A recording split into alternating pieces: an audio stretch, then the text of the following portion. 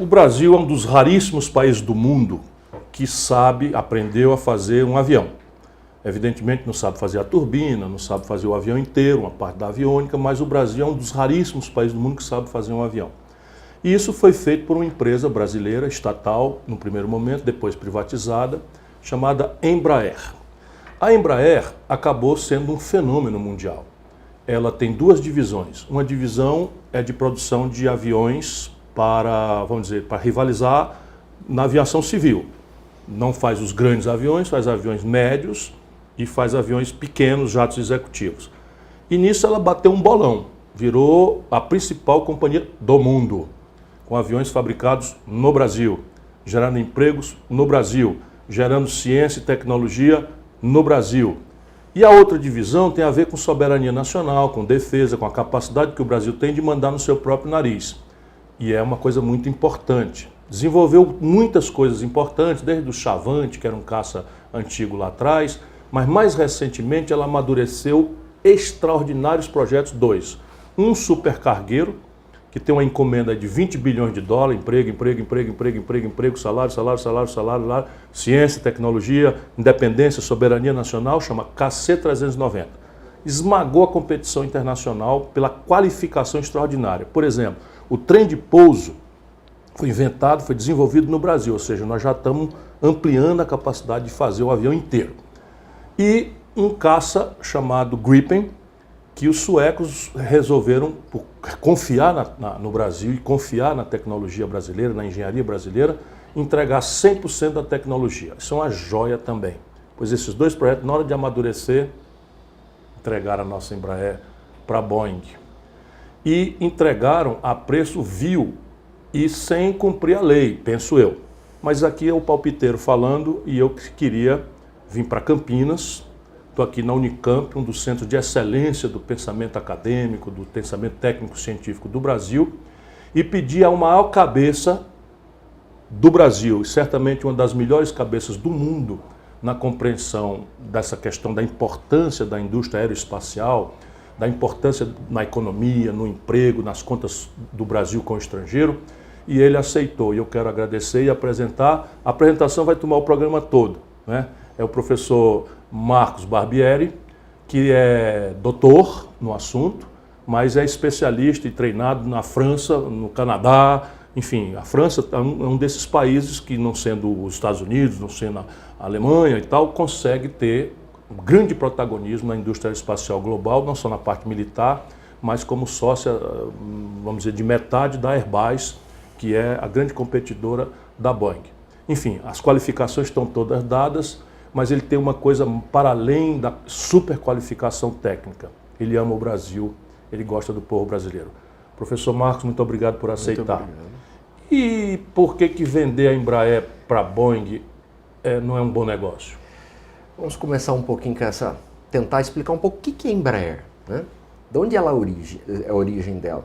Ela origina de brasileiros, principalmente do Montenegro, que era um brigadeiro da Força Aérea, que foi o criador do ITA, do CTA.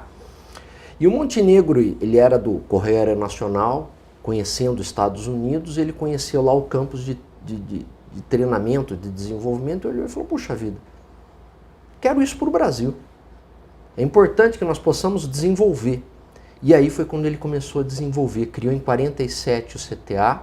O CTA ele tinha dois braços dentro do CTA. Um braço, o ITA, que é para formar os engenheiros, é a capacidade de você poder formar as pessoas qualificadas. Até hoje é uma das escolas de engenharia mais sofisticadas do mundo e do Brasil. Até hoje um centro de excelência na indústria, em estudos sobre aeronáutica, espacial e etc. Por exemplo, pro álcool, que não é indústria espacial, se originou em grande parte. Do outro lado, ele criou, junto com a escola, um chamado Instituto de Pesquisa e Desenvolvimento, que era o quê? Para capacitar esses alunos e, de outro lado, ter capacidade de desenvolver projetos. E aí ele procurou os melhores professores, o Brasil ainda não tinha tanta competência, para virem para cá. Mas olha o que era interessante que ele falava. Os engenheiros chegavam, os engenheiros mais famosos da Alemanha, da França, vinham para cá e falavam, mas que projeto que o senhor quer que nós desenvolvamos aqui, possamos desenvolver no Brasil? Ele falou assim, nenhum.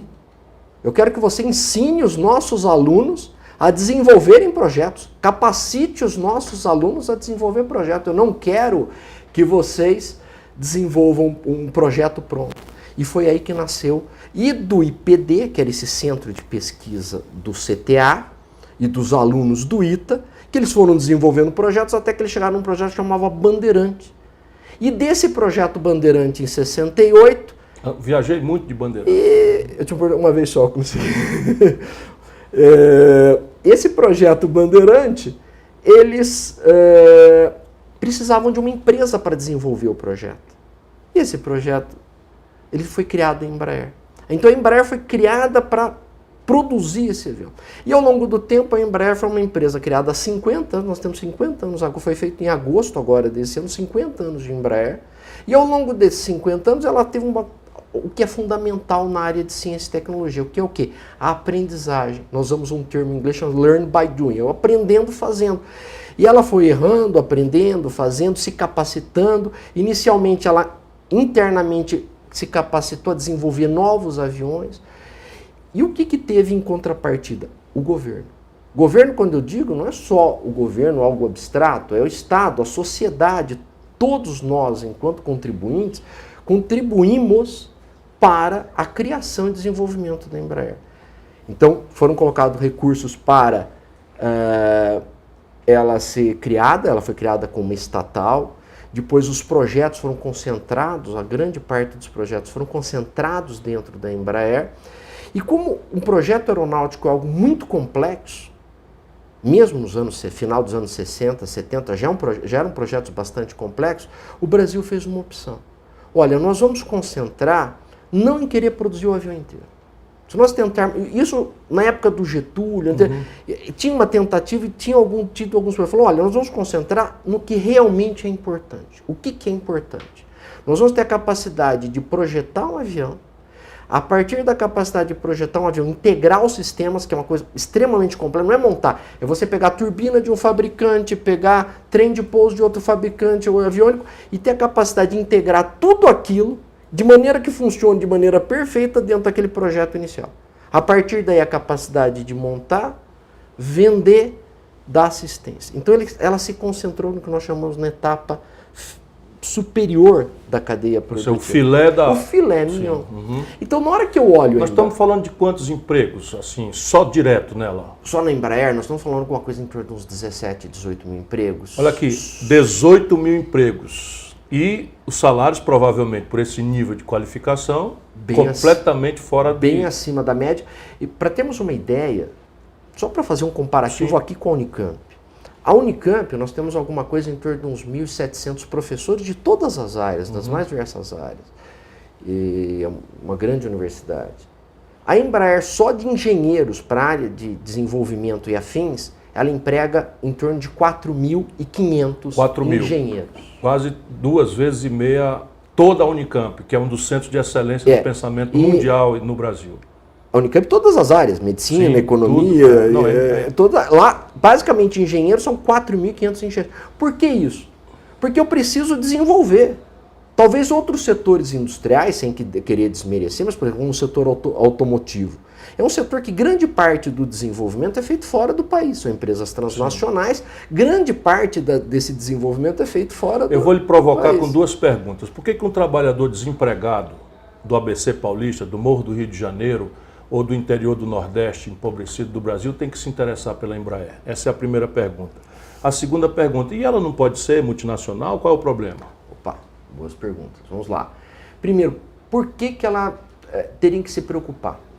Vamos dar um passo um pouco mais. Além de ela fabricar, muito bem apresentado pelos projetos, são projetos realmente, o projeto do KC-390, que está entrando em operação agora na Força Aérea, o Gripen, que foi um acordo excelente que o Brasil fez. Sem precedentes. Um acordo excelente. Nós compramos 36 aviões e o Brasil passou a ser parceiro do projeto. E mais do que isso, nós temos uma Embraer, porque transferência de tecnologia... Não existe no mundo capitalista moderno. Não existe. O que você tem é... Para você absorver tecnologia, você tem que ter.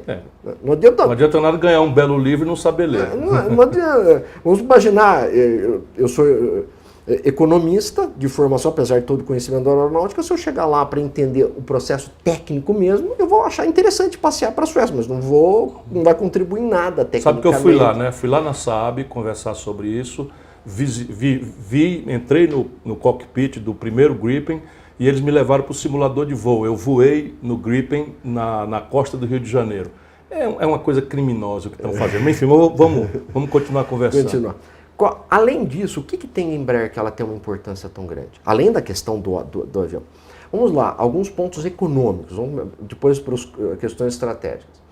Além do emprego, quer dizer, não só do emprego direto, ela tem uma questão fundamental. Se eu pego a estrutura do Brasil, de empresas, e vou verificar os setores que nós consideramos de alta tecnologia. Em geral são o quê? Tecnologia da informação e comunicação, celulares, comunicação, fármacos de alta tecnologia, aeroespacial. E petróleo e gás, provavelmente, no caso brasileiro. Petróleo e gás, ele tem uma capacitação, mas não é considerado alta setor. É uma classificação da OCDE, padrão, sim, que eles colocam. São setores de alta tecnologia. Por exemplo, a automotiva não é considerado alta tecnologia. Compreendo. Se eu pegar os setores de alta tecnologia, o Brasil é deficitário em todos os setores, com exceção de um. Aeronáutica. Mesmo a Embraer, então alguém fala, mas a Embraer importa. Mesmo ela importando praticamente grande parte dos componentes, e muitos agora já estão sendo feitos aqui, a capacidade de você agregar valor, colocar valor dentro do projeto, faz com que, e ela exporta a maior parte dos aviões, faz com que nós tenhamos um superávit comercial. São mais de $1 bilhão por ano que nós temos de superávit comercial nesse setor. Ou seja, entre o que a Embraer importa para componentes e o que ela exporta no valor do avião, o Brasil ganha $1 bilhão de saldo. De saldo.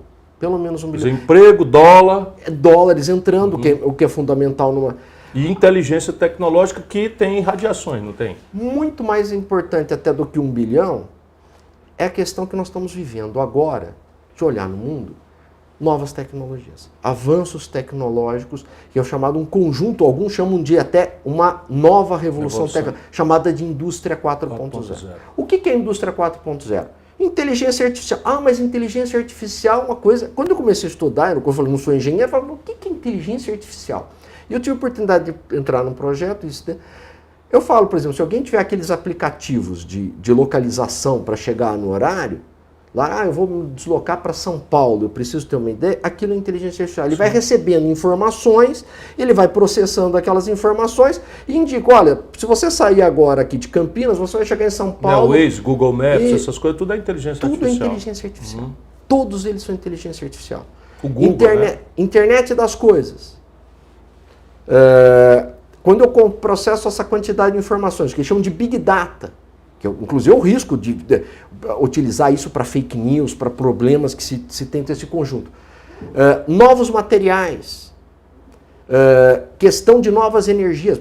Automóvel elétrico. Automóvel elétrico, fazer um motor elétrico é simples. A WEG aqui no Brasil é uma das melhores do mundo que fazem isso. Qual que é o problema? Como é que eu armazeno energia? Então, esse conjunto de tecnologias disruptivas, que nós chamamos de tecnologias que estão modificando e vão modificar a vida nossa, estão modificando e modificar muito mais em breve a vida, essas tecnologias estão sendo absorvidas, estão sendo implementadas. E elas são geradas por centros de excelência. No caso, a indústria aeroespacial é um desses centros de excelência e o dinheiro que o governo bota por razões de defesa no mundo inteiro faz a diferença. Exatamente. Por exemplo, a internet é um projeto do Departamento de Defesa dos Estados Unidos. Isso. Celular também. Também. Grande parte da professora Mariana Mazzucato, que é uma das especialistas que está na Inglaterra agora, ela mostra, num livro Estado Empreendedor, ela mostra o quê? Como é que claro que o Steve Jobs teve uma competência de captar as tecnologias existentes, integrar e criar o iPhone. Mas essas tecnologias estavam à disposição. Grande parte dessas tecnologias, de um vidro altamente resistente, da questão de eu poder fazer a comunicação de dados, do sistema de digital touch, tudo isso em grande parte foi financiado pelo Departamento de Defesa, o Departamento de Recursos Públicos, no mundo inteiro. E no caso brasileiro, qual que é a empresa que pode capacitar a integrar? O que a Embraer faz? Integrar sistemas. Ela está colocando... Então, ela é uma empresa fundamental para que nós possamos absorver, gerar novas, o que nós chamamos de spin-offs, quer dizer, novas empresas, novos conhecimentos. Isso gera emprego. Sim, e a multinacional, a Boeing, não pode fazer isso? O problema que existe é qualquer setor, e isso são pesquisas colocadas, os setores, quando eu tenho uma empresa transnacional, eles concentram na matriz. É evidente. Eles concentram na matriz o que nós podemos chamar de maneira bastante simples, filé mignon. Isto é, toda atividade de pesquisa e desenvolvimento central está no centro de pesquisa. Percebe? É isso que a gente precisa conversar aqui. Nós não estamos voando na maionese, defendendo uma joia do tesouro para meia dúzia de engenheiros, 14 mil funcionários. Não, nós estamos falando o seguinte, que tecnologia é o outro nome de soberania. Tecnologia é o outro nome de desenvolvimento. E a tecnologia é puxada por centros de excelência. E no Brasil, que nós apanhamos em tudo, remédio é tudo de fora, meio de diagnóstico médico é tudo de fora, as tecnologias de informática são tudo de fora, toda a questão da economia digital, tudo de fora. E o Brasil tem um setor onde nós somos ponta mundial, o sistema aeroespacial, que gera inteligência que se irradia para todos os outros setores. E essa gente está entregando isso para a Boeing. O que a Boeing vai fazer? Vai matar isso aqui, porque ela não vai gastar duplo. Ela vai gastar isso lá nos Estados Unidos, que é a matriz dela. Então, exatamente esse ponto. Quer dizer, as empresas transnacionais, elas concentram na matriz os centros de desenvolvimento, o centro de decisão. Quem decide... Vamos imaginar, mais uma vez, sem desmerecer a nossa indústria automobilística, mas quem decide que automóvel vai ser feito, como vai ser feito o projeto, depende. Se for a Hyundai, vai ser na Coreia, que estão decidindo. Se for a Volkswagen, vai ser lá na Alemanha e assim por diante. Ao nós se transferirmos a principal parte, né, da Embraer, porque qual que é o projeto dessa operação? A Embraer, ela tem a área comercial, a área executiva e a área militar, de maneira, grosso modo, é isso. Ah, mas nós estamos transferindo só a área comercial. A área comercial são jatos aí das companhias aéreas que voam até 150 assentos. A Embraer ela conquistou no século XXI a liderança mundial. Outro dia, Marcos, professor, eu tive quase um infarte. Eu estava num aeroporto nos Estados Unidos, no hub da United, e eu olhei para o lado, vi um Embraer, fiquei todo orgulhoso. Olhei para o outro Embraer, olhei para o outro Embraer. Quando eu levantei a vista, que eu olhei, tinha 15 Embraer. Eu digo, magote de filho da puta, estão entregando o nosso país ao estrangeiro. Desculpa aí, professor, não tem nada a ver com as minhas coisas. Eu tive um orgulho parecido, que eu tive a oportunidade de chegar em Toulouse. Toulouse, para quem não conhece... Eu não tive o infarto, porque eu solto um palavrão aí, o coração descomprime.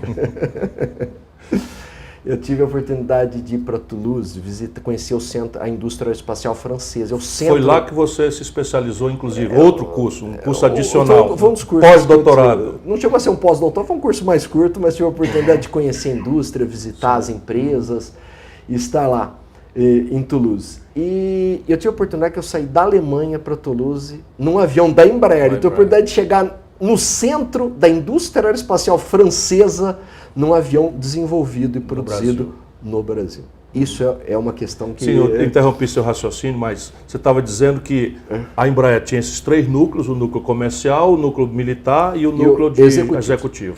Então eu vou transferir para a Boeing 80%, ela vai comprar 80% do capital da área comercial. Não, espera um pouco, vamos explicar, então vamos colocar. 80% do capital, mas ela vai ter 100% do controle. Então, inclusive, nos próprios relatórios da Boeing e da Embraer está escrito que a área comercial da Embraer fará parte do que nós chamamos do cadeia produtiva e de suprimentos da Boeing. Isto vai ser um pedacinho da Boeing. Isso. Ela vai usar para o que ela quiser. Tá claro. Inclusive para fechar. Para fechar, para produzir alguma outra coisa, o que ela achar melhor. Ah, mas e o resto? O que sobra? Digamos assim. Essa parte que nós estamos entregando para a Boeing, que eu acho uma entrega, isso não é uma venda, entrega, sem dúvida.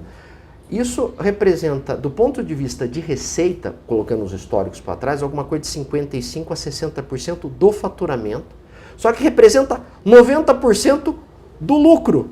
90% do lucro. Do lucro da empresa eu estou transferindo. Por isso, inclusive, tem várias associações de acionistas minoritários que estão criticando a operação. Falando, espera uma coisa, como é que você está Você não está vendendo a empresa, você só está entregando 90% do lucro. Então, quem são esses acionistas minoritários? Tem alguns grupos de acionistas que estão questionando esta operação. Eu vou procurar um por um para a gente ainda tentar melar tentar verificar essa operação, porque a Embraer tem dentro do próprio, isso não é uma questão estratégica, mas dentro da constituição dela, ela tem, no caso de alguém fazer uma oferta por mais de 35% da tem companhia, que ser uma oferta pública. Tem que ser uma oferta pública para todos. Para todos, claro. Isso é uma coisa é uma fraude, viu? Então, se eu for comprar mais do que 35%, eu tenho que fazer o quê? Fazer uma oferta para todos. E eles não fizeram. Foi um negócio feito às escondidas. É uma operação... Alô, Justiça Brasileira! Alô, Congresso Nacional! Olha a picaretagem aí, gente! É uma operação complicada, porque... Então, está escrito lá que se a Embraer for vender mais do que um terço, 35%, ela não pode fazer isso dentro de um gabinete com ar-condicionado fechado com gravatar. Ela precisa fazer uma oferta pública. Tem que ser feita uma oferta pública. E não foi pública. feita. Não foi feita. Porque ela não está... Do ponto de vista jurídico, eles não estão vendendo a Embraer. Do ponto de vista jurídico, a pessoa jurídica, ela está vendendo o quê? A operação de aviação comercial. Só que a operação de aviação comercial representa o quê? 55% do negócio e 90% do lucro. 90% do lucro. Que é o dinheiro que ela usa para investir. E na hora que eu olho, coloco um pouquinho mais de olhar, coloco a lupa, por exemplo, a unidade produtiva, as principais, mais modernas da Embraer, que é a unidade de Faria Lima, que é ao lado do ITA, foi criado junto com o ITA. E as duas unidades de Évora em Portugal, já que a Embraer tem duas unidades lá de altíssima tecnologia, estão sendo passadas para a Boeing. A área de trem de pouso, que acabou de colocar esse exemplo, que é uma grande conquista, porque a Embraer está conseguindo conquistar não só produzir o avião, mas também a engenharia, mas alguns componentes. E um dos elementos chaves é a área de trem de pouso. Você imagina pegar um avião de 20 toneladas e botar ele no chão. E isso o Brasil importava. E esse KC-390 tem um peso muito maior, ele pode vir carregado com tanque de guerra, com água para apagar incêndio na Amazônia, é uma joia. Quando ele bate no chão, todas as peças têm que ser especiais, os materiais têm que ser diferentes. Pois bem, o KC-390, com dinheiro do povo brasileiro, desenvolveu para si um trem de pouso verde e amarelo. Ou seja, este componente que já é um avanço importante do ponto de vista tecnológico. Se a gente for nessa batida, nós vamos um dia desse chegar em turbina. Talvez não por conta de escala, mas inteligência, quando a gente se aplica, a gente vai longe. Então, a área de trem de pouso está sendo transferida no meio também desse pacote. Atenção, militares, o papo furado de que o sistema de defesa está preservado é mentira. Vocês militares que querem defender o Brasil, é mentira, porque o KC-390 sem o trem de pouso não existe. Aliás, lá nos Estados Unidos, eu soube, o que a grande imprensa no Brasil não diz, que eles estão pensando em transferir a fábrica do KC-390 para Delaware, que é um estado americano onde está a Boeing. Desculpa, eu estou lhe interrompendo aqui, só porque senão explode o coração. Não. Mas vamos voltar. Então, é uma negociata, digo eu, é uma entrega, foi a sua expressão, e nós estamos debulhando, né? Você está entregando o centro dinâmico de formação de tecnologia, de inteligência para o estrangeiro, que vai matar isso no Brasil, porque vai fazer isso na matriz. Não obedecer à lei brasileira, porque uma oferta pública se impunha pela lei, e eles fizeram isso dentro de gabinetes, e fraudaram o jogo como se não fosse uma venda e sim uma incorporação. É onde eu lhe interrompi. É exatamente o ponto que nós estávamos seguindo a sequência. Então, voltando um pouco para a questão tecnológica dessa desmonte. A Embraer, quando ela surge, por isso que eu contei um pouquinho da história, ela surgiu como uma empresa comercial, a fabricação de avião comercial e militar. De um lado ela começou a produzir o Bandeirante e junto o Chavante. Junto. Eles concentraram tudo. Por que isso? Ela já nasceu uma empresa e depois ela foi avançando e o que nós chamamos conglomerando, entrou para a área de jatos executivos e recentemente com os projetos da área de defesa, na época que o Brasil estava crescendo, quando o Brasil cresceu, o que nós tínhamos? Vários projetos, a chamada Estratégia Nacional de Defesa. Grande parte dos projetos estratégicos de defesa passaram responsabilidade para a Embraer. Por exemplo, sistema de vigilância de fronteira. A Embraer, que ela tem a capacidade de integrar um sistema de um avião, eu também tenho capacidade de integrar um sistema de radares, de fronteira, claro, etc. Ela desenvolveu, inclusive aqui em Campinas, próximo, inclusive com algumas parcerias com a Unicamp, a unidade de produção de radares. algo que era importado pelo Brasil, que é estratégico. Desenvolvendo a área de... entrou na área espacial, ela criou uma empresa, chama Visiona, entrando na área espacial, para poder entrar na área espacial. Recentemente a Embraer ganhou, junto com os alemães, uma parceria, a concorrência para a fabricação de fragatas leves, ou corvetas, que nós chamamos. Ou seja, já indo para o mar.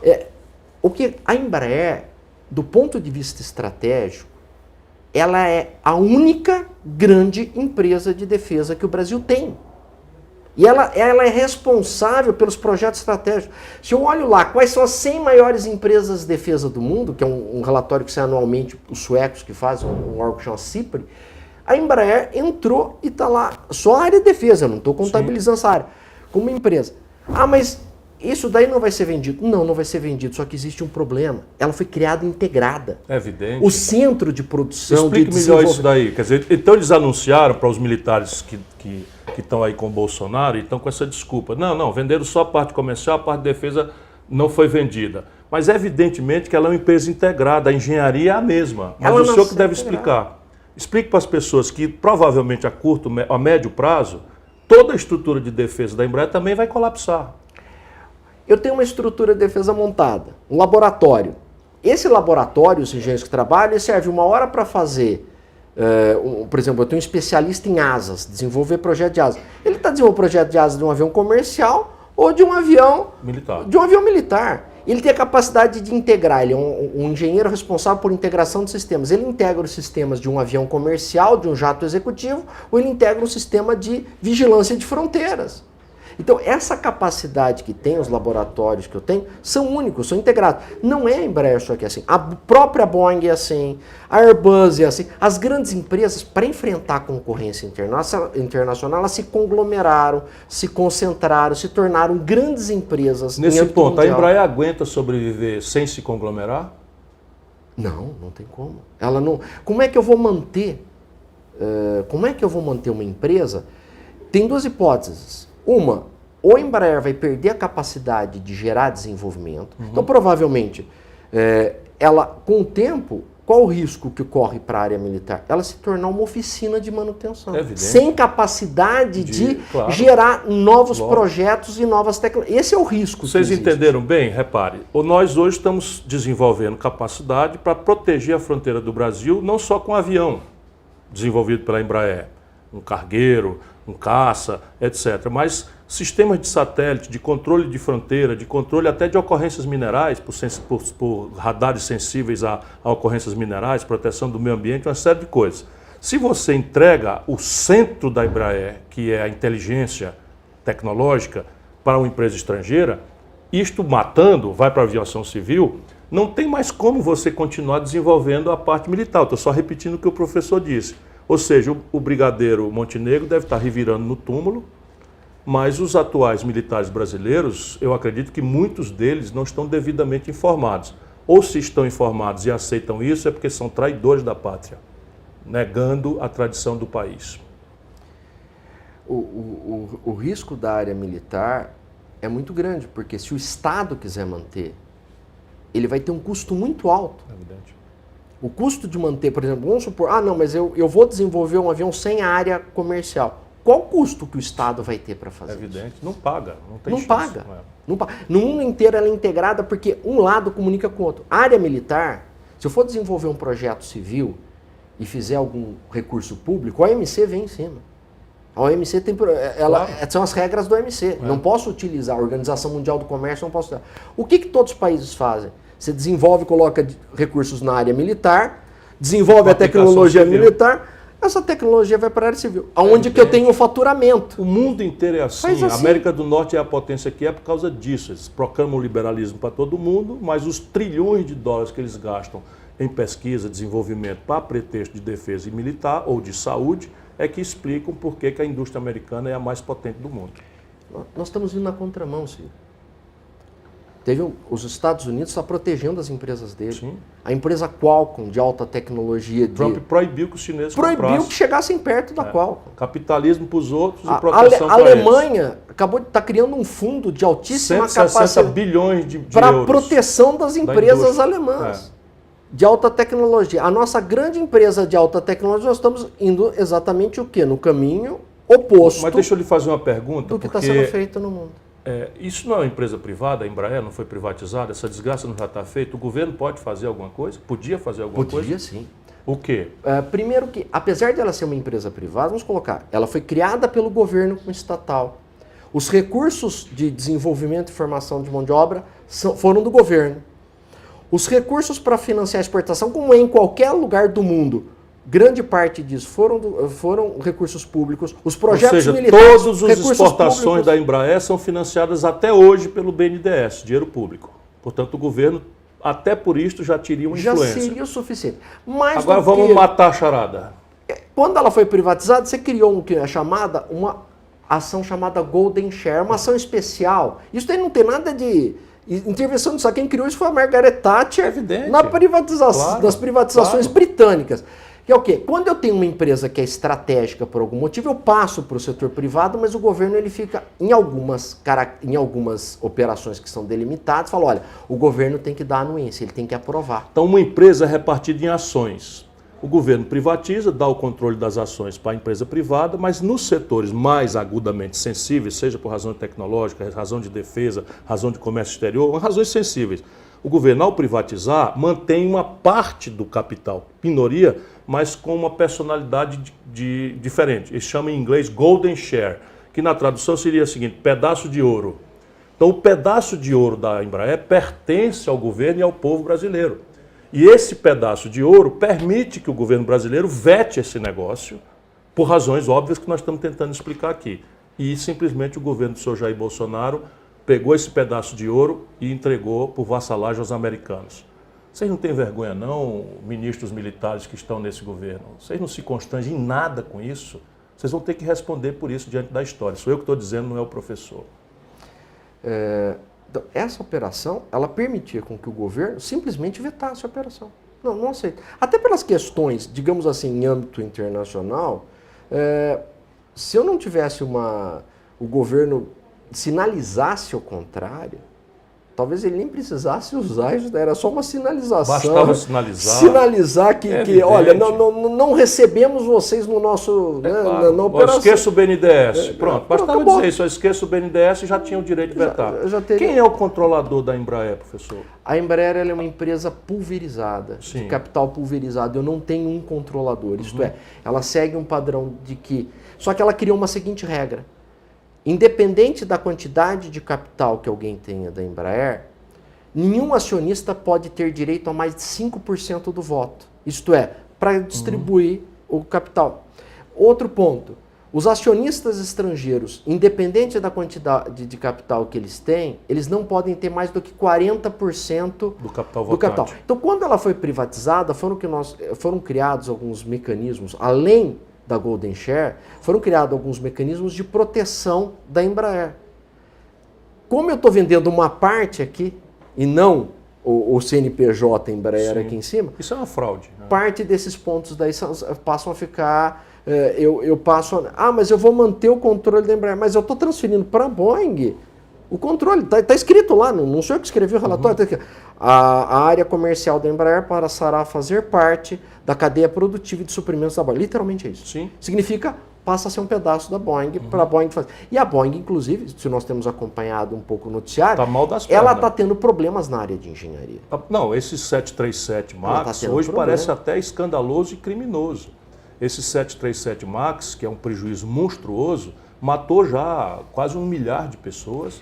E hoje parece que fica flagrante que são decisões irresponsáveis, lúcidas, que foram tomadas para viabilizar redução crítica de custos e morreram pessoas. E há milhares de indenizações e a Boeing está mal das pernas.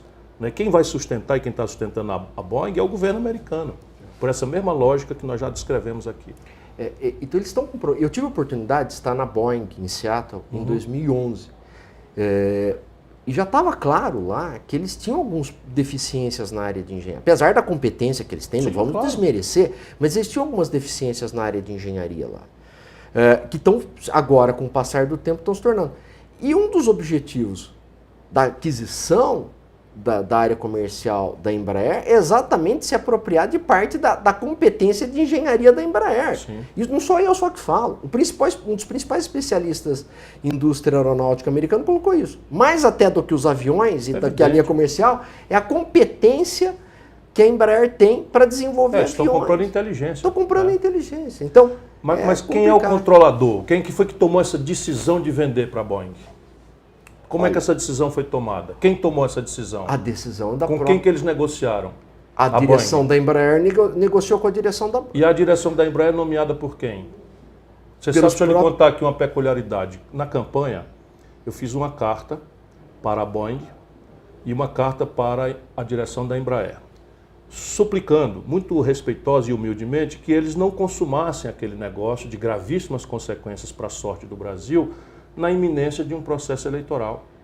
E que eles, por favor, aguardassem, porque eu assumia publicamente uma coisa: se eles consumassem, eu ia anular essa negociata.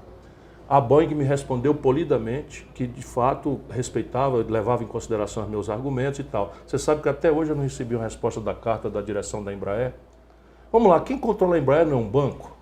São fundos de investimento. É um banco, não é o Bozano? Ele teve participação na operação. Não é ele que tomou a decisão? Eu não sei se você sabe, mas eu vou atrás disso. Não tem como... porque o capital ele é pulverizado.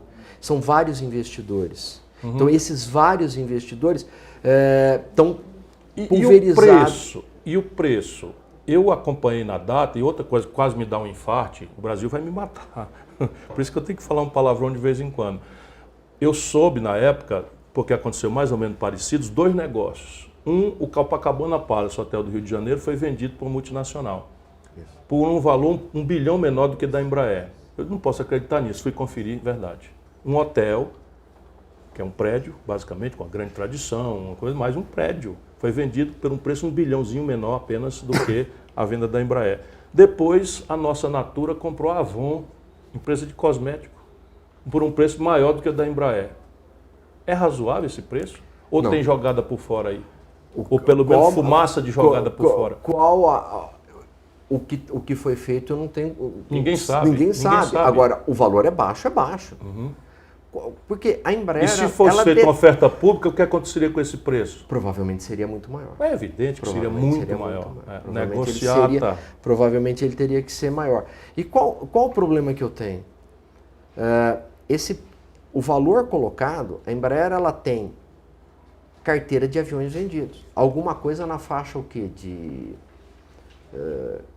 Precisaria até atualizar, mas alguma coisa na faixa de 14, 18 bilhões de dólares. De carteira. Esse negócio foi vendido por 5 bilhões e a carteira de encomenda da Embraer, evidentemente não é o lucro, mas é o faturamento, dá 15, 18. Eu vi que a lista de interessados firmes no KC-390 dá uma lista de 20 bi.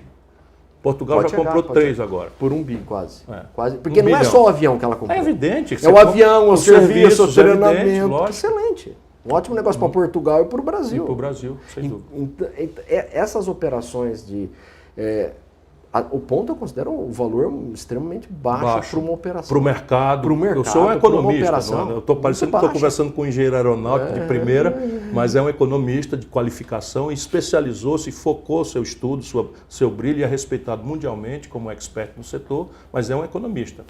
Em que ano ela foi privatizada? Ela foi privatizada em 1994. Sim, em 94 estava no governo o presidente Itamar Franco. Exatamente, Itamar Franco. Eu não era o ministro da Fazenda ou era? Era o ministro da Fazenda. E essa Golden Share foi montada? Foi montada, exatamente. Para quê? Para proteger o Brasil. Portanto, não temos nada contra o capital privado. No problema só que nós queríamos que fosse uma empresa nacional brasileira, preocupada com a sorte do Brasil e da engenharia brasileira e da inteligência brasileira. Exatamente. Então as pessoas não sabem por que eu sou tão dedicado a isso, é porque eu estava lá quando o Itamar Franco determinou que a Embraer naquela data estava fechando, que estava quebrando.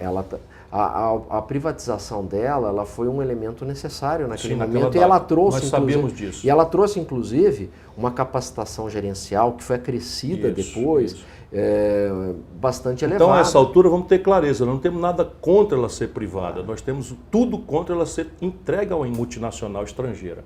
E essa é uma diferença crítica para o Brasil. Desnecessariamente. Desnecessariamente, porque ela estava com lucro. A Embraer está tendo prejuízo? Não, ela está 50 anos. Se eu pegar a trajetória da Embraer em 50 anos, ela está no ápice. Está no ápice do lucro, da rentabilidade. No ápice do lançamento. Do lançamento, é isso. Ela, nos 3 segmentos dela, ela acabou lançando aeronaves. Na área Phenom, comercial... O Phenom, esse como é que chama? Praetor, que é na área executiva. O KC-390, Supercargueiro, que é uma lindeza. Mais o Gripen. O Gripen, que é outra lindeza. E mais a nova versão dos E-Jets, que são os aviões comerciais, que chama E2. Esses E2 são uma coisa deslumbrante, porque o futuro da aviação não são esses mega aviões. Por exemplo, o Airbus 380 está sendo descontinuado, que é aquele avião gigante de 1000 passageiros. Isso não existe. Hoje a aviação, a tendência é que a Embraer viu antes de todo mundo, talento da engenharia brasileira, que são aviões de 80, 90, 100 lugares, 120 lugares, que resolve o grande problema da aviação global. Então ela está no auge. O projeto, essa área representa, falando 55%, 60% do faturamento, 90% do lucro. Aí, qual que é o grande questionamento que existe? Mas olha, nós discutimos tudo isso, mas se ela não fizer isso, ela não sobrevive. Opa! Pois é, eu quero saber disso.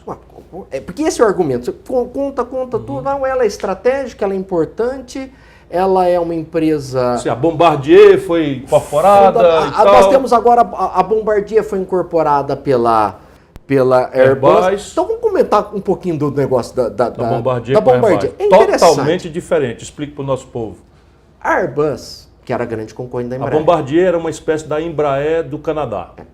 E a Embraer conseguiu, ela era líder nos anos 90, a Bombardier. E a Embraer no século XXI passou na frente. Virou líder global. Líder global, passou à frente.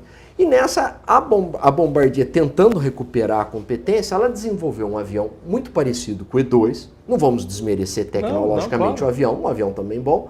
Só que eles tiveram problemas financeiros. Gastaram mais de 5 bilhões de dólares para desenvolver o avião. Investiram, colocaram tecnologias novas no avião.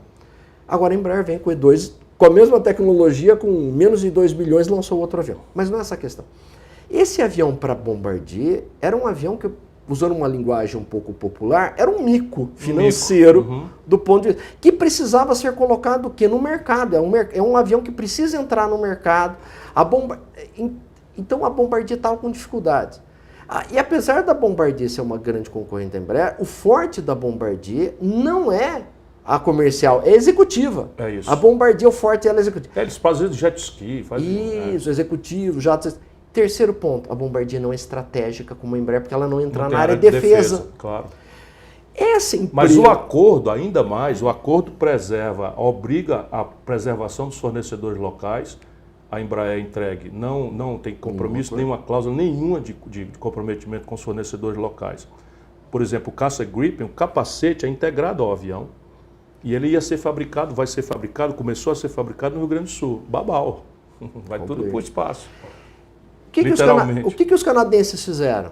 Mesmo eles tendo, digamos, um produto que ainda não estava no mercado, que representava, digamos, um problema financeiro que eles tinham, e não é a área principal do negócio, mesmo assim, eles venderam como? Primeiro, 49,99, isto é quase metade, vão ficar com os canadenses. A Airbus pode ficar com 50,01. Segundo, foi criado um board para compartilhar. O que é o board? É onde que se dirige a empresa. 7 pessoas. 4 indicados pela Airbus, 2 pela Bombardier e 1 pelo governo de Quebec, que lá o governo de Quebec participa da operação. Mesmo a empresa não estando só em Quebec. Por exemplo, São Paulo, a Embraer está inteira em São Paulo e o governo zero palpite, zero menção. É como se ela tivesse no planeta Marte. Atenção, paulistas, os governos de São Paulo, zero, calados estavam, calados estão, calados ficaram, porque sabe como é, né? Lá o governo de Quebec tem mais de 1 bilhão que ele colocou na operação. E além disso, ele entrou com as cláusulas presentes. O que foi feito no Brasil? Lá, 49% preservou. Aqui, 20%. Sem direito a participar. Sem direito a participação nenhuma. Sem direito a participação. Entrega. É isso. Quer dizer, então o que o Brasil teria que ter feito, no mínimo, se ele fosse sentar para negociar com a Boeing, Era no mínimo partir. Olha, se a Airbus fez esse acordo, a Bombardier fez esse acordo, nós temos que ser, no mínimo, disso é daqui para cima. Porque é nós daqui somos para cima. Nós somos muito melhores tecnologicamente e muito melhores economicamente e estamos no melhor momento, enquanto a Bombardier estava para baixo, nós estamos para cima, óbvio. Mas por que eles fazem isso? Porque eles têm um argumento de, se não fizer, é melhor um mau acordo do que não ter acordo. Não. A Embraer está no auge, ela pode sobreviver. Pode sobreviver perfeitamente. Ela tem condições de Tem sobreviver. escala. Tem escala. O acordo com a China. Olha, pode ser feito acordo com China, pode ser feito acordo com Eu Rússia. estive lá na China, eles estão completamente interessados. O que o Brasil tem de competência aeronáutica na área comercial, Japão, China, Coreia, Turquia, não tem. A Alemanha não tem. Alemanha, eles têm Airbus, mas eu já Não, discordo. a Airbus é controle inglês e francês, não? Não, é alemão e francês. Eu pensei que era inglês, não, então não. desculpa que eu... Mas são os erro. ingleses. Então, são bom os falar ingleses. com quem entende é para não errar. São os ingleses, talvez, que vão estar nos invejando, são os ingleses. Sim. Então,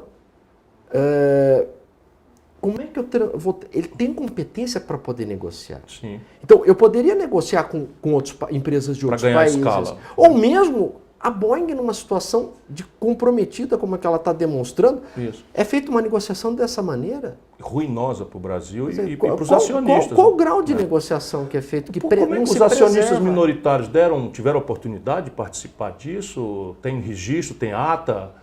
Olha, eu não acompanhei detalhadamente, mas é bom se verificar vou atrás disso. Eu vou atrás disso. checar essa parte. Eu não tenho com essa parte jurídica, claro. Digamos, mas eu acredito que... E a que Força existe. Aérea Brasileira foi chamada a pensar, a refletir sobre esse assunto, oficialmente? Pelo que eles tiveram que participar de alguma maneira, mas seria E interessante. esse relatório que circula, que chegou para mim, é verdadeiro ou é fake news? Olha, Você já deve ter tomado conhecimento, que é um relatório da Força Aérea detonando o acordo. Muito em linha com os argumentos que nós mostramos aqui. Eu vi um relatório, precisaria verificar qual Se relatório. é fake news ou não. Eu também vou atrás de oficializar isso. Precisar checar. É importante se verificar o quê? A Força Aérea tem uma competência exemplar. Extraordinária. O acordo que eles fizeram com o Gripen, o projeto... Extraordinário. De mostrar, extraordinário. se por acaso tiver alguma coisa que eu coloquei aqui, que eles falam assim, não, olha, professor Marcos, está errado o que você colocou. As posições que vocês estão colocadas, a Embraer falou, olha, estão errado, nós não temos como sobreviver, não há alternativa. Aqui, se alguém quiser vir defender o negócio, eu topo. Não há nenhuma outra alternativa, nós não temos...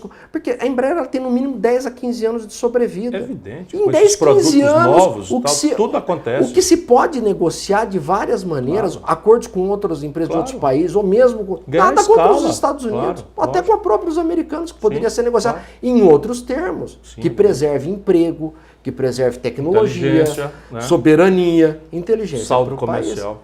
Professor, por mim, continuaria conversando mais umas 2 horas, mas eu sei que o senhor tem compromissos e nosso espectador aí também tem já muita coisa para a gente mastigar. Eu quero lhe agradecer, mais do que lhe agradecer a extraordinária entrevista, a capacidade lúcida, serena, equilibrada, que eu nem sempre consigo ter, porque realmente essas coisas me levam à indignação muito grande, mas é preciso que o brasileiro saiba que tem muito brasileiro sério, inteligente, preparado, que ama o nosso país também.